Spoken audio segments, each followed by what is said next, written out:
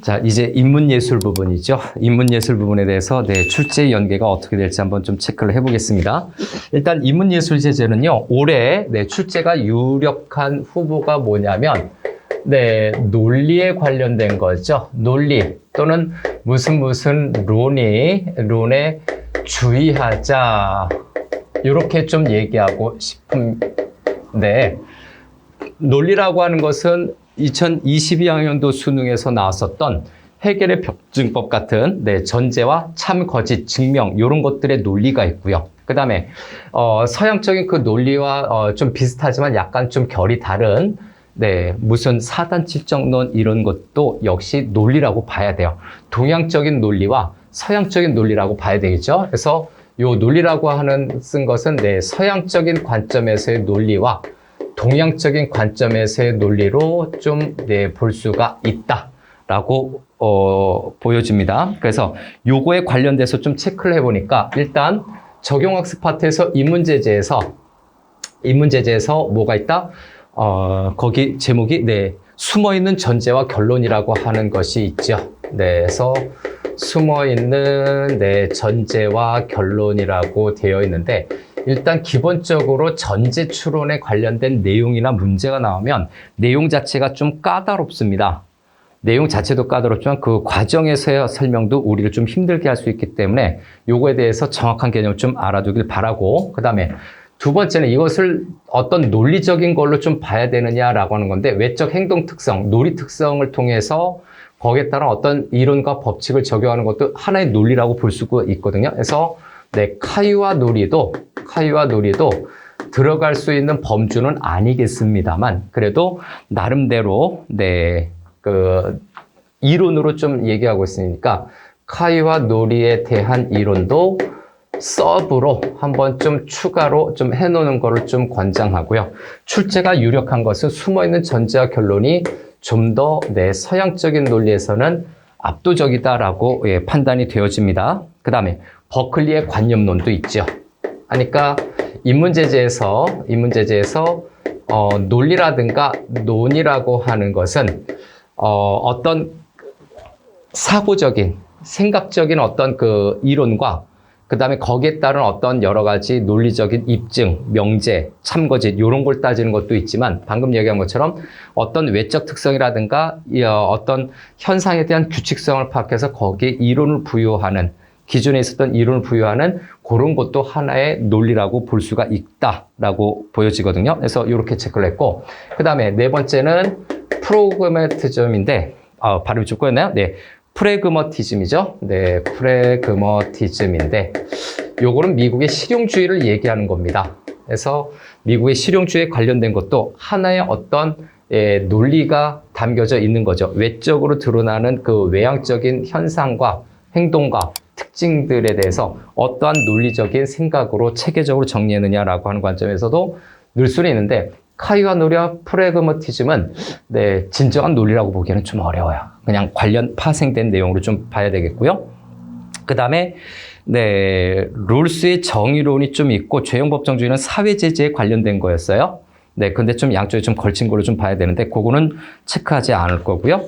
그 다음에 수능 완성으로 좀 넘어가죠. 여기 요 라인은 수능 특강 부분에서 여러분들이 확인할 수 있는 건데, 아마 숨어있는 전제와 결론, 버클리의 관념론, 요 정도를 좀 신경 쓰면 되지 않을까. 그래서 버클리의 관념론 정도는 좀 동그라미 정도로 체크를 하겠습니다. 그 다음에 수능 완성으로 좀 넘어갈까요? 수능 완성으로 넘어가면, 실전 모의고사 2회 부분이 있죠. 그래서, 실전 모의고사 1, 2, 3, 4, 5회가 있는데, 그 중에서도 실전 모의고사 1회 파트에 보면 그 사단칠정론이 있습니다. 동양적인 관점에서의 논리겠죠. 그래서 사단칠정론, 이황 선생님과 기대승이 벌렸던 사단칠정론도 괜찮습니다. 동양적인 논리라고 봐야 되죠. 서양적인 논리하고 좀 달라요. 그 다음에 여섯 번째로 볼 거는 실전 모의고사 2회 파트에 나와 있죠. 그래서 실전 모의고사 2회 파트에 보니까 복합 지문이네요. 일단 가 부분에서는 벤 다이어그램을 통한 하는 부분이 있거든요. 다시 한번 벤 다이어그램을 통한 네, 통한 뭐라고 돼 있습니까? 3단 논법의 타당성 판단이죠. 그래서 네, 3단 논법의 타당성 판단. 네, 요게 있고, 제목이 좀 길죠? 근데 3단 논법은 2022학년도 수능에 나왔잖아요. 3단 논법이 하나 더 넓게 보면 더 있죠. 연역법이 있잖아요. 변증법도 있지만. 그 다음에 나 부분에서 보면, 자, 나 부분에서는, 네, 주연 규칙을 통한 3단 논법의 타당성 판단에서 이게 직접 나오지는 않을 것 같아요. 요건요. 그래서 주연 규칙을 통한, 네, 3단 논법의 타당성 판단 똑같네요, 이건요. 그래서 똑같은 글자지만 다시 한번 써볼까요? 3단 논법의 타당성 판단. 3단 논법의 타당성을 판단하는 것이 그 기준이 첫 번째는 벤 다이어그램, 두 번째는 주연 규칙, 요걸 통해서 3단 논법을 판단한답니다. 해겔의 변증법, 수능에서 나왔었던 해겔의 변증법은 정반합의 논리였죠. 그런데 남아있는 한 가지 또 3단 논법에 관련된 내용은 연역법이었어요. 대전제, 소전제, 결론. 다음번에 요거를 이제 얘기를 하겠습니다만은 3단 논법 중에서 만약에 연역법이라면 그 3단 논법의 타당성 중에서 연역법의 모순은 뭐가 있습니까? 바로 대전제가 참이면 결론이 소전제의 참, 거짓 여부와 관계없이 무조건 참인 모순이 발생이 돼요.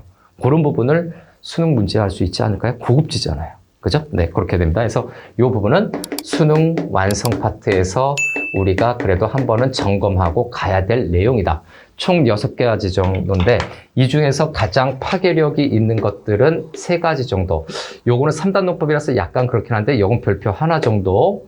그래서 숨어있는 전제와 결론 부분은 네, 실전 모의고 적용학습 2강 부분에 있는 거니까 반드시 살피고 또 살펴서 한번 가세요. 그래서 인문제재는 요 정도고요. 인문제재는 요 정도인데 지금 나눠준 자료를 한번 보세요. 역시 또 사용설명서에 관련된 내용으로 한번 또 정리를 해 보겠습니다. 네, 사용설명서로 보면 일단 인문예술 첫 번째로 좀 넘어가 보니까 숨어있는 전제와 결론 바로 준비해 줬죠. 그래서 요 자체 지문이 똑같이 나오지는 않을 거예요. 네, 그리고 전제와 결론 요 부분에 대해서 나오는 것이 또 예문으로 또 나와 있죠. 네, 예문으로 나와 있는데 그러면 여기에서 71쪽에 전제가 생략된 논증 별표, 결론이 생략된 논증 별표, 전제 일부와 결론이 생략된 논증 별표 무조건 다 알아둬야 됩니다. 만약에 논리가 나온다면 이런 부분들은 서양 논리학에서 기본적으로 좀 알아둬야 되고요.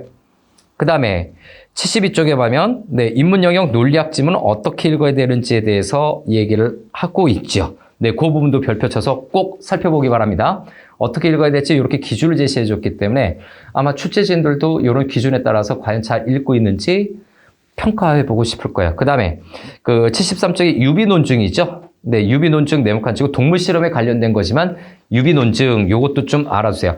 현실적인 어떤 현상이라든가 현실적인 어떤 특성을 바탕으로 해서 거기에 논증, 논리 이런 것들을 좀 집어넣는 거거든요. 그런 차원에서 방금 얘기했던 카이어 논리라든가 프래그머티즘 같은 경우도 당연히 볼 수 있다라는 내용이에요. 그래서 논리가 꼭 뭐 전제, 참, 거짓 이것만 논리가 아니다라는 점 조심해야 됩니다.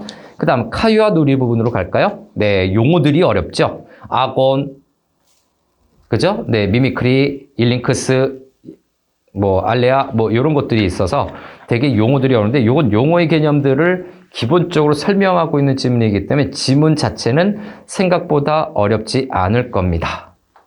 근데 여기에서 네 80쪽에 포인트 2에 보면 있을 수 있는 조합과 우발적 조합, 근원적 조합이죠. 별표 치세요. 이게 논리가 될 수 있는 단초가 되는 것이 조합이 존재하고 있다는 얘기죠. 조합은 명제와 상당한 관련성을 맺고 있다고 생각해도 됩니다. 구체적인 예시가 둘 다 제시가 되고 있죠. 그래서 만약에 올해 수능에서 인문제재에서 논리적인 부분이 나온다면 구체적인 예시 지문이 논리, 서양 논리학 지문에서는 예시 지문이 출제될 가능성이 높다라는 거죠. 그 정도만 좀 보면 될 것 같고요. 버클리의 관념론으로 넘어갑시다. 자, 관념론적 입장과 상식적인 입장이라고 되어 있는데 실제론과 관념론에 관련된 내용이에요. 그래서 요거는 바로 103쪽으로 넘어가서 지문에 대한 내용, EBS 지문에 대한 내용은 당연히 기본으로 알고 있어야 되지만 실제론과 관념론이 무엇인지 꼭 기본적으로 알아두세요. 실제론과 관념론, 배경 지식으로 좀 갖춰놓자. 넘어가지 말고요. 그 밑에 보면 또 인식론도 있죠? 별표 치고요. 상식적 실제론과 표상적 실제론이라고 해서 실제론을 좀 더 쪼개놓은 거 있습니다. 이 중에서 그거를 소재화해서, 중심화제화해서 지문 구성할 수 있으니까 그 밑부분까지 방심하지 말고 좀 봐야 됩니다. 다음에 엮어읽기 부분에서 상식적 실제론과 표상적 실제론이 또 한 번 다뤄지고 있거든요. 별표 쳐야죠.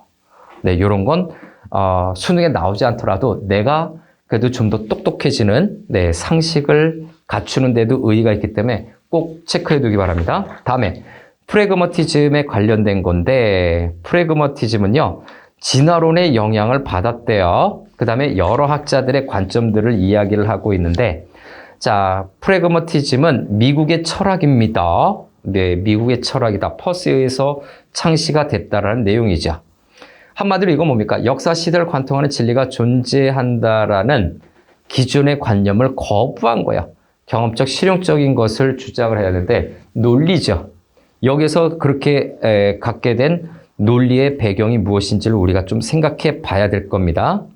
그래서 관념이라고 하는 것은 문제 해결에 필요해야 된다라고 하는 것이 프래그머티즘의 특징이다. 다음, 롤스의 정의론과 죄용 법정주의를 좀 넣기는 했는데 이건 사회 지문으로 놓을 수도 있고 인문 지문으로 볼 수가 있는데 나 지문을 빼면 가 부분만 보면 롤스의 정의론 자체를 우리가 좀 체크해 볼 수 있는 거죠.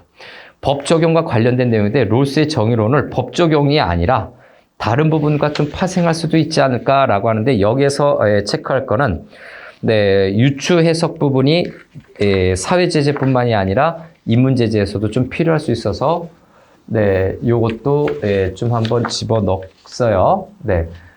그래서 나머지 이제 그 수능 완성에 관련된 거는 설명서가 없어요. 그래서 요거는 따로 강의했던 내용을 살펴보거나 본인이 공부했던 걸 살펴보거나 다음 시간에 한번 압축 정리하겠습니다. 마무리할게요.